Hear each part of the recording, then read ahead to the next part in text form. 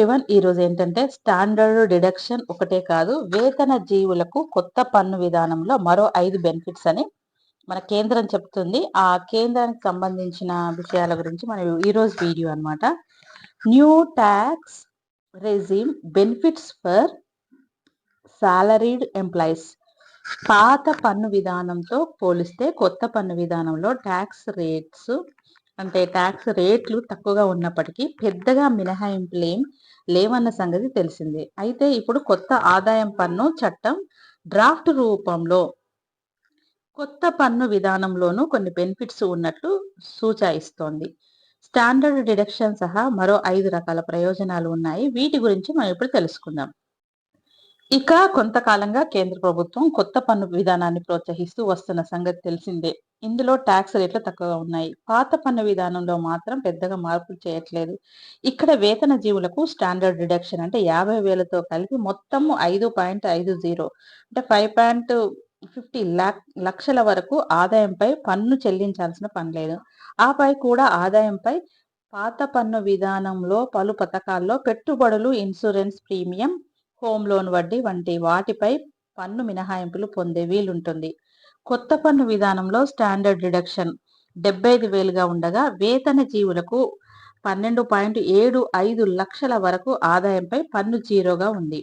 ఆపై మాత్రం ఆదాయం పెరిగిన కొద్దీ చెల్లించాల్సిన పన్ను పెరుగుతూ పోతుంది.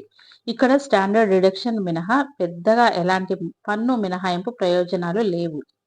సంబంధించిన పన్ను అంటే ట్యాక్స్ కు సంబంధించిన ఇన్కమ్ ట్యాక్స్ కు సంబంధించిన విషయం. ఇక ఇంకొక విషయం అన్నమాట. అడ్డ మీద ఉండే లేబర్ జీతం 1000 రూపాయలు ఉంటే 30 సంవత్సరాలు కష్టపడితే మాకు కూడా 1000 రూపాయల పెన్షన్ ఇస్తారా అంటూ కంట తడిపెట్టిన రిటైర్డ్ ప్రభుత్వ ఉద్యోగి.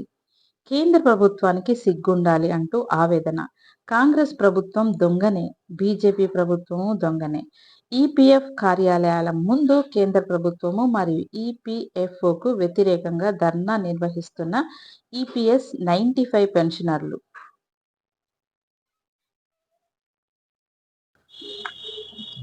ఇక మహాశివరాత్రి ఈ 15వ తేదీన జరిగే మహాశివరాత్రికి ఒక ప్రత్యేకత ఉంది అని చెప్పొచ్చు. ఎందుకంటే 300 ఏళ్ల తర్వాత అరుదైన మహాశివరాత్రి.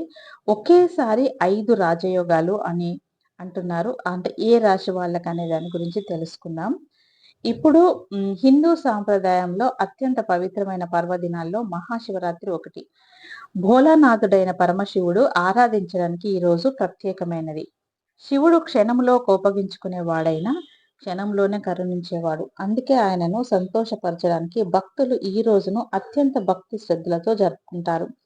ఆలయాల్లో ఘంటానాదాలు మారుమోగుతాయి. ఓం నమఃశివాయ అనే నామస్మరణతో వాతావరణం ఆధ్యాత్మికతతో నిండిపోతుందన్నమాట. ఇక పురాణాల ప్రకారము ఈ పవిత్ర రాత్రిని శివపార్వతుల దివ్య కళ్యాణం జరిగినట్లు విశ్వసిస్తారు. మరికొన్ని ఆధ్యాత్మిక విశ్వాసాల ప్రకారము ఈ రోజునే శివుడు లింగ రూపంలో ప్రత్యక్షమయ్యాడని చెప్తారు. ఆకాశము, వాయువు, అగ్ని, జల, భూమి అనే పంచాభూతాల సమ్మేళనమే శివలింగం అని భావిస్తారు. అందుకే మహాశివరాత్రి రోజున లింగాభిషేకం చేయడం తర్వాత పుణ్యప్రదంగా పరిగణిస్తారు. ఉపవాస దీక్షతో, నిస్తకాలతో, జాగరణతో శివుని ధ్యానిస్తే అన్ని కోరికలు నెరవేరుతాయని భక్తుల నమ్మకం. ఇక ప్రతి సంవత్సరం పాల్గొన మాసం కృష్ణపక్ష చతుర్దశి తిథిన మహాశివరాత్రి జరుపుకుంటారు.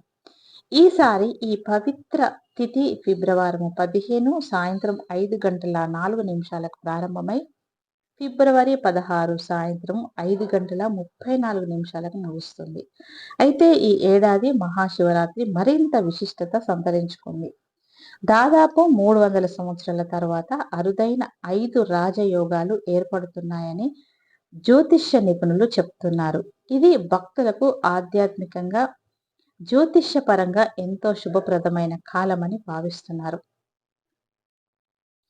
ఈ సందర్భంగా బుధుడు, శుక్రుడు కలిసి లక్ష్మీనారాయణ రాజయోగాన్ని స్పష్టిస్తున్నాడు. బుధుడు, సూర్యుడు కలిసి బుధాదిత్య రాజయోగాన్ని ఏర్పరుస్తున్నారు.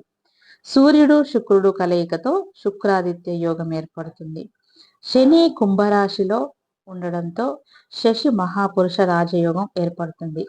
అదనంగా కుంభరాశిలో సూర్యుడు, బుధుడు, శుక్రుడు, శని, రాహువు కలిపి పంచగ్రహ రాజయోగాన్ని నిర్మిస్తున్నారు. ఈ 5 శుభ యోగాలు కలిసి ఏర్పడడం అత్యంత అరుదైన సంయోగంగా జ్యోతిష శాస్త్రవేత్తలు పేర్కొంటున్నారు. ఈ మహాశివరాత్రి రోజున భోలానాథుడిని సంతోషపరచడానికి కొన్ని ప్రత్యేక ఆచారాలు పాటించడం శ్రేయస్కరం. ఉదయం స్నానం చేసి శివాలయానికి వెళ్ళి అభిషేకం చేయాలి. పాలు, పెరుగు, తేనె, నెయ్యి, చక్కెరతో పంచామృత అభిషేకం చేస్తే శివుని కృప లభిస్తుంది. బిల్వ దళాలు సమర్పించడం అత్యంత ప్రీతికరమని శాస్త్రాలు చెప్తున్నాయి. అయితే జాగరణ చేసే ఓం నమ శివాయ మంత్రాన్ని జపించడం, రుద్రాభిషేకం చేయించడం మహాపుణ్యాన్ని ఇస్తుంది. ఉపవాసం పాటిస్తూ మనస్సును పవిత్రంగా ఉంచుకొని దాన ధర్మాలు చేస్తే శివుని అనుగ్రహం లభిస్తుందని విశ్వాసం. 300 సంవత్సరాల తర్వాత ఏర్పడుతున్న ఈ 5 రాజయోగాల మహాశివరాత్రి ఆధ్యాత్మికంగా అపూర్వమైనది. ఈ పవిత్ర రాత్రిలో భక్తి శ్రద్ధలతో శివారాధన చేస్తే భోలానాథుడే ఆశీస్సులతో జీవితంలో శాంతి, సుఖము, సమృద్ధి నిండుతాయని భక్తులు నమ్ముతున్నారు. ఇది అన్నమాట. మనకు ఈ రోజు వీడియోలో అన్ని కలిపి చెప్తున్నాను.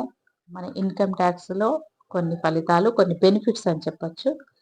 తర్వాత కేంద్రము ఇచ్చే ఈ పెన్షనర్ల గురించి కూడా వాళ్ళు అడిగే ఆవేదనలను మనం వీడియో రూపంలో తెలుసుకున్నాము.